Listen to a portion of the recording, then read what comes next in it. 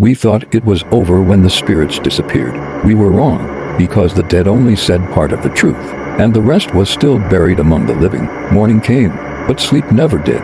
People gathered in small groups, whispering. No one cried for the 3 elders who died overnight, because deep down, everyone knew why. By noon, something strange began to happen. Children started asking questions no child should know how to ask.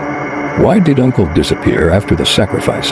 Why does the old shrine smell like blood? Why do rich people die last? Mothers pulled their children away. Fathers shouted them into silence. But silence no longer worked, because the ground had been opened. That afternoon, the village priest locked himself inside the shrine. By evening, he was dead, hanging. But here is the strange part: his eyes were open, and his mouth was smiling. The youngest elder, the only one left, finally spoke. His voice trembled as the entire village gathered. There is something you must know, he said. Years ago, when drought almost wiped us out, the elders made a decision. They believed the gods demanded balance, so every 5 years, a life was chosen, not a stranger, not an enemy, but one of us. The chosen ones were promised wealth, protection, long life, but the cost was someone else's child, someone else's future, someone else's silence. Alara's son had found out, and he refused to be the next sacrifice, so they made him the last. Or so they thought. That night, the moon turned red, dogs howled, and at exactly 11:45 p.m., the wind stopped again.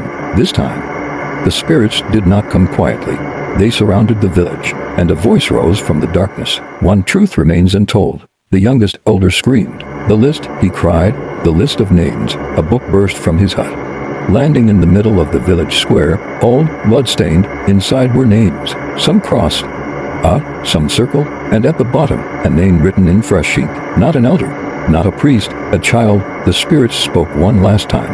At dawn, the truth will choose its own sacrifice. The wind returned, the moon faded, but no one slept. Because when morning comes, someone's child will not see another night. This is part 2.